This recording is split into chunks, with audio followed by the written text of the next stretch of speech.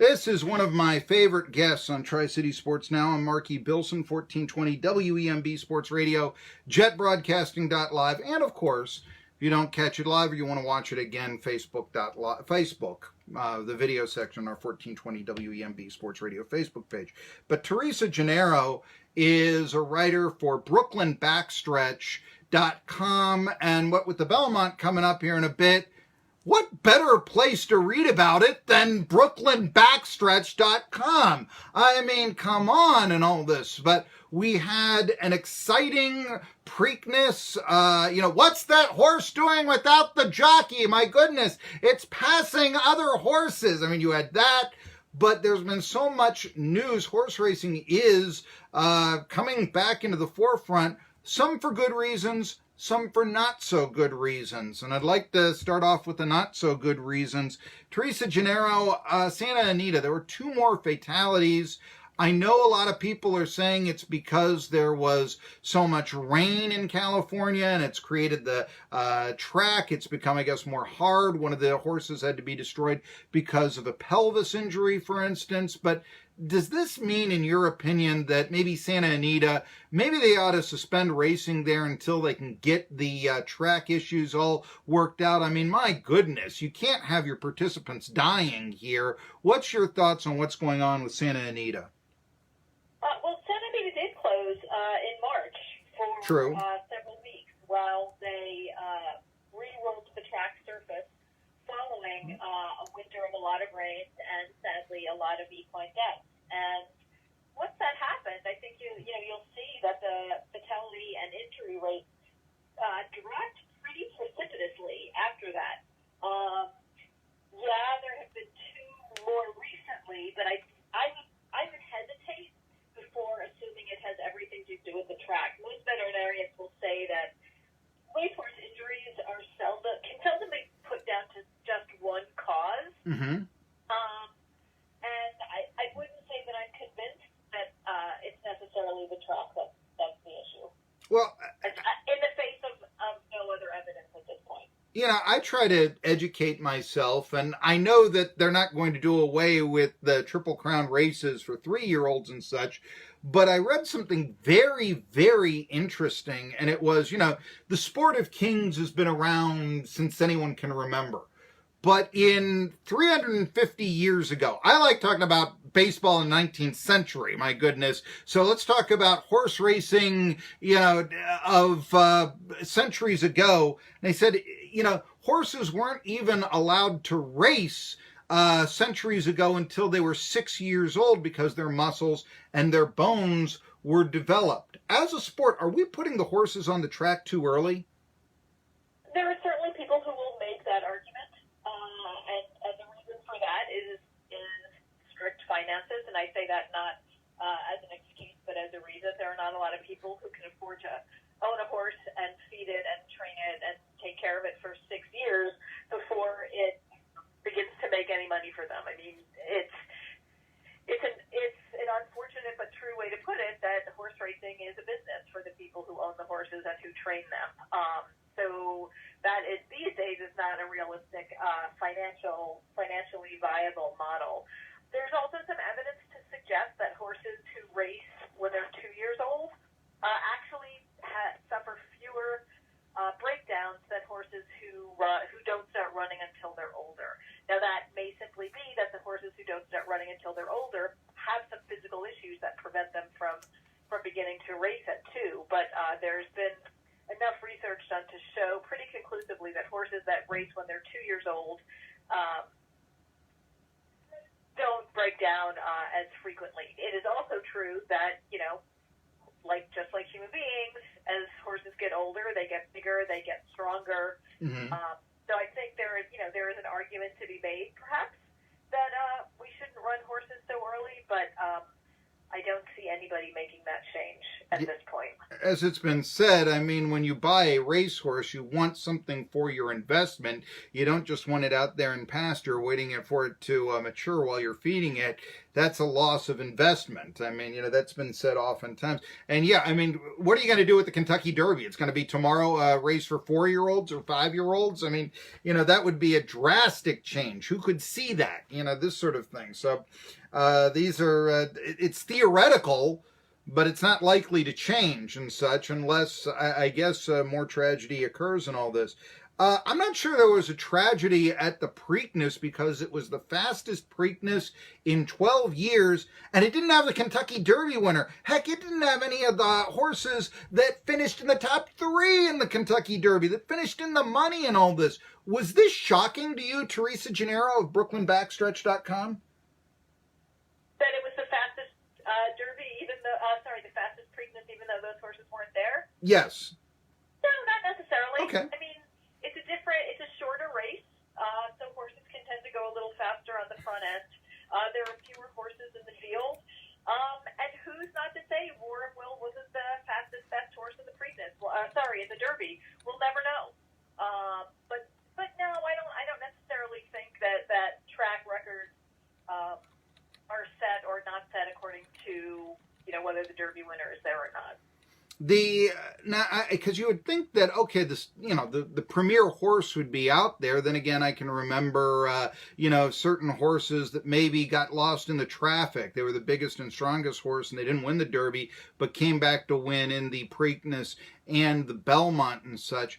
But let me ask you this right here. I guess the one visual that we saw, and of course when a horse throws its jockey, it's disqualified, but it was the horse that threw its jockey and then started passing others. How commonplace is that? I mean, I can remember horses throwing their jockey. I can't really remember them then starting to compete in the race. Is this as unusual as I thought it was? Not at all. Horses are trained to do exactly what Bodie Express did, to break when the gate opens and then run with the pack. And remember, he's got it a lot easier than his rivals out there because he's carrying 120 fewer pounds than everybody else. Well, so, yeah. He's not carrying the weight of a jockey on his back anymore, so the run is a little easier.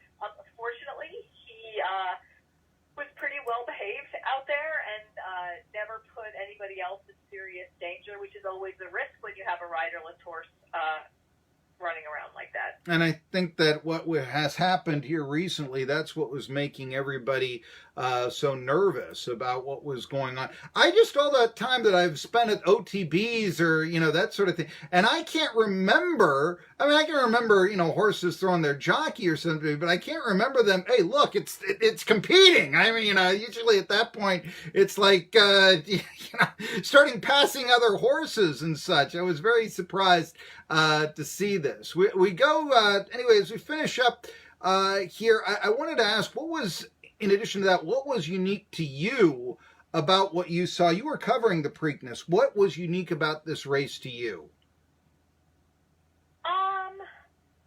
Obviously, we were all pretty worried about both Bodie Express and the jockey, John Velasquez, who got right up and was after being unseated. Listening to trainer Mark Cassie talk after the race, he trained War of Will.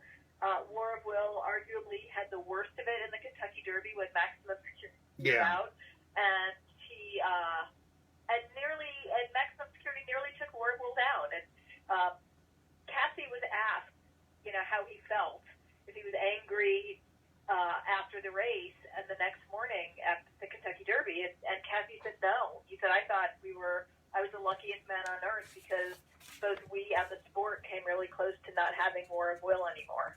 And so I thought he was just a tremendous ambassador for the sport on Sunday evening as he talked about the Preakness, how grateful he was to win it, how glad he was that his horse was okay, and also expressing a lot of concern about Johnny Velasquez, about Bodie Express, and about other horses in the race. So I don't know if that was necessarily unique, but I think it was a good, healthy dose of goodwill after a couple of months of bad news. And I got to tell you, I agree with you there. I mean, after what Maximum Security's handlers seemingly whining so much, I mean, trying to sue to overturn the result of the Kentucky Derby or something like that, what you say was a welcome switch and very much needed to be heard by horse racing fans throughout. Do you think, by the way, that War of Will, his victory, actually validates the decision to disqualify Maximum Security in the Derby? I think no matter how War of Will finished, the Kentucky Derby call was the right one. Horses were put in danger by Maximum Security did. You got to put safety first. Okay. Now, is War of Will, I mean, I know it's a longer race, but do you see him as the favorite here in the Belmont? I think it's a little too soon to tell, given that we don't know who else will be running against him, but he is certainly going to be highly backed, I would think. No reason not to. What are you hearing about how many horses could enter the field? I mean, it seems like, you're going to get 20 into the Derby. Every owner of a racehorse wants to say, my horse was in the Kentucky Derby. Then, it thins out in the Preakness, but you still had, maybe because the winners were out, 12 horses in the field again. Hey, maybe I could win the Preakness Stakes now that the favorites are out, that sort of thing. What are you hearing about what the field could be for the Belmont? I'm hearing that some of the horses who ran in the Derby will be back for it. They skipped the Preakness, so they're coming in on a month's rest. And you're going to have, I don't like this term, but it's frequently used in the sport, new shooters. Horses that didn't run in either of the first two legs of the Triple Crown. Maybe they didn't have enough points ticketed. Maybe they didn't qualify, and they'll be there. So, again, I think there'll be people who want to take a shot, and I think it too has, like the Preakness was, has the potential to be a pretty good betting race.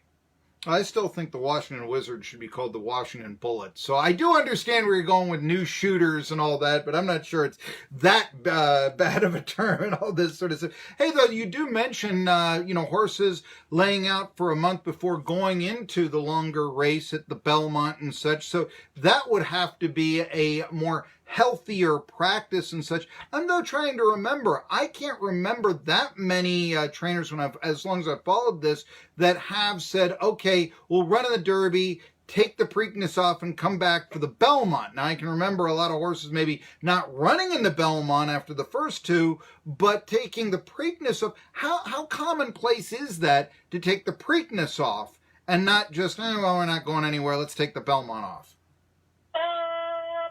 I don't have those numbers at my fingertips. I don't think it's incredibly uncommon for horses that ran in the Derby to come back. I think trainers will make that determination based on what they see happening with their horse for the rest of the summer. What are the next races they're pointing to? How much time do their horses need? How did the horse come out of these races? So I think there are a number of considerations. Tell me what you're going to be writing about here up on BrooklynBackstretch.com. Tell me what we need to be following Teresa Genaro with. Last night, HBO Real Sports did a segment on equine fatalities in the sport and horses sent to slaughter, and I have a piece up on Forbes.com today about that. Oh, I'll read that. Check that out. I'll be posting something probably within the next week. That's a profile of Donna Brothers. She's a former jockey and now is one of NBC's commentators. As we get closer to the Belmont, there'll be definitely some things, some wagering advice, a look at the field. And I think, for the rest of it, we kind of wait to see what comes up. I'm going to look forward to reading that on Teresa. Thank you for informing me that about Forbes.com. I know that Real Sports has done essays on horse racing and horse slaughter before, that really heartbreaking stuff. I can remember seeing that, but also well done stuff. And maybe, maybe you give more attention to that, get fewer horses slaughtered. I think that's a good thing myself. Here she is, Teresa Genaro, reader on BrooklynBackstretch.com. Where else are you going to go to read about the Belmont? Come on. Brooklyn Backstretch is the hometown website. Tri-City Sports Now. Coming back second hour after this. I guess it might be